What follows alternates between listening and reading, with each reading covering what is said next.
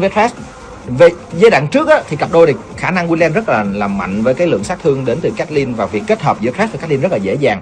Khoảng thời gian khống chế đến từ Thresh rất dễ dàng cho Caitlyn hoàn thành full cái bộ combo của mình luôn, là đặt bẫy và bắn lưới 90 luôn, tức là lượng sát thương rất lớn. Nhưng bây giờ cái tốc độ đánh của Caitlyn bị giảm rất nhiều, không phải như ban đầu. Tôi nghĩ tốc độ đánh bị giảm ở giai đoạn giữa trận đấu. Giữa trận đấu ban đầu thì Caitlyn vẫn là tướng mạnh, thì cái sự lựa chọn Rip Run lại đợi chút xíu nữa đi, chúng ta sẽ có nhiều khoảng thời gian trống hơn để nói. Đúng, tại vì tôi nghĩ rằng cặp đấu BO5 nữa cảm giác là nó sẽ tới ván 5. Ván 5 mà tôi không biết đội nào thắng, nhưng mà cảm giác nó sẽ phải tới đó. Cuộc đối đầu giữa tức nghĩa là SKT thắng ván này đúng không? Tôi là nếu như các bạn mà theo dõi tôi bình luận trước giờ, tôi luôn luôn là người ủng hộ ván 3 và ván 5. Đúng. Bởi vì nó là những cái hiện thân của những trận đấu căng thẳng và kịch tính, đó là những điều mà khán giả, ít nhất là khán giả trung lập mong muốn.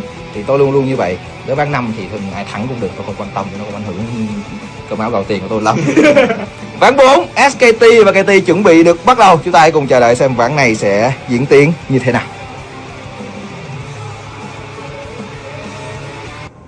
Ván đấu thứ tư, tỷ số đang là 1-2 nghiêng về bên phía của KT. Họ đã có 2 ván thắng. SKT thắng ván 3 để đưa trận đấu này tới ván 4. Quay trở lại vấn đề mà tôi định nói khu vực đường dưới, đó chính là sự lựa chọn Rip Run này là một sự lựa chọn dùng để phòng ngự và có thể phản công, bởi vì cùng huyết như đã nói, tức là khả năng hồi phục của anh ta vẫn tốt ở khu vực đường giữa. Plan di chuyển ra khu vực đường giữa rất nguy hiểm. Po đang đứng ở một thế rất là tốt, anh ta đứng quay lưng về phía bên này, nhưng tôi nghĩ chạy được rồi. Tốc biến vẫn bị giữ lại, Po vẫn còn tốc biến nhưng ta cố gắng giữ tốc biến lại và sẽ phải nằm xuống chiến công đầu cho Plan.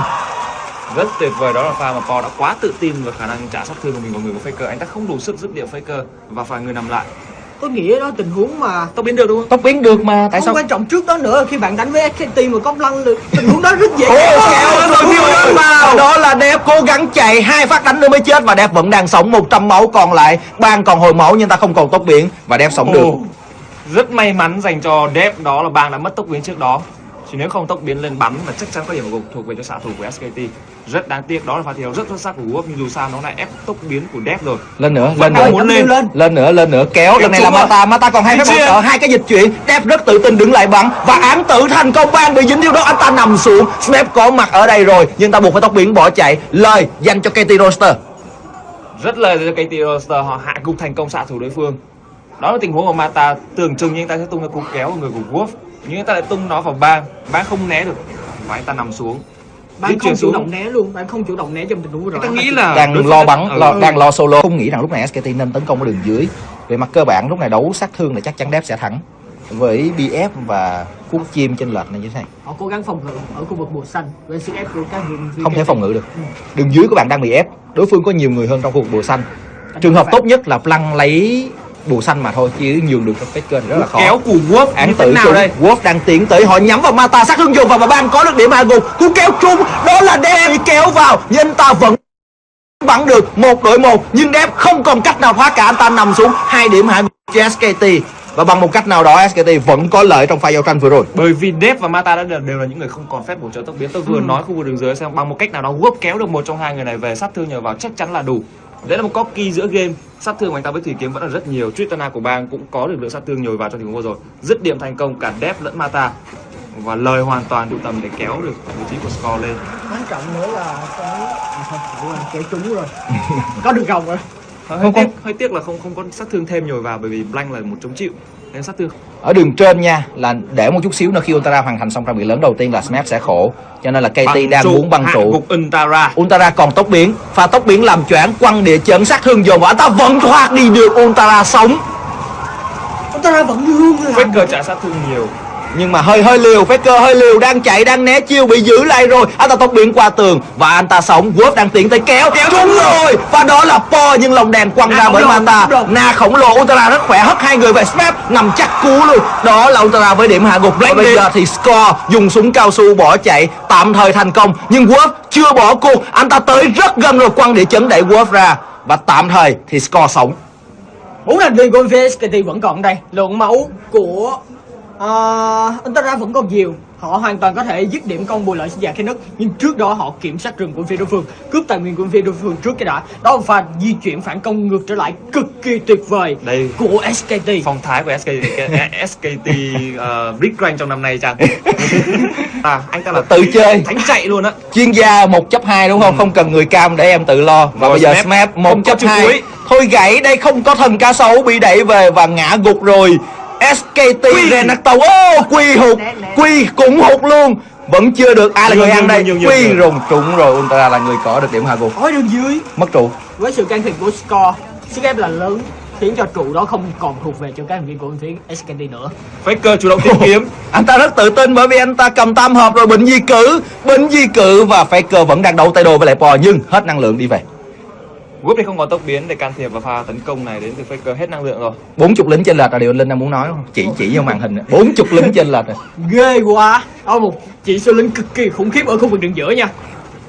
144. Lý do là sao nhỉ? cái kèo này là đánh hay hơn. Thông thường theo tôi biết là hơn lính là do đánh hay hơn. Đấy, về mặt chất tướng thì hai vị tướng này thi nhau đẩy mà thôi. Thật ra này, hồi nãy khi mà cấm chọn tôi cũng cảm giác là có kia là có được lợi thế, tức là tôi dựa vào chất tướng cũng như là cái cách mà Faker thể hiện trong ván 2. Chính xác, bởi vì thực ra cái đe dọa đến từ rừng nó giảm đi rất là nhiều khi mà Score bị hút ra các đường khác, và gần như ở khu vực đường giữa là không phải là những tình huống cần phải lo về cái lượng. Tôi không nghĩ là kèo đấu 1-1 anh ta quá ngại. Và bây giờ thì Smap sẽ phải đi theo với chiếc Antara để tránh việc mà anh ta dịch chuyển Baron. Rồi, mắt lại bị phá hết. SKT lại lui về hang Baron, đạp bẫy, ăn luôn cho nó nhanh. Score tiến vào thôi, còn chơi gì nữa. Ultra cũng đang đi bộ về nha. Máu quá nhanh. Anh ta không có nhiều điểm cuồng lắm, nhưng mà Score chưa vào được. Wolf đang đứng chặn. Score cố gắng không bay vào luôn. Thôi, bỏ rồi.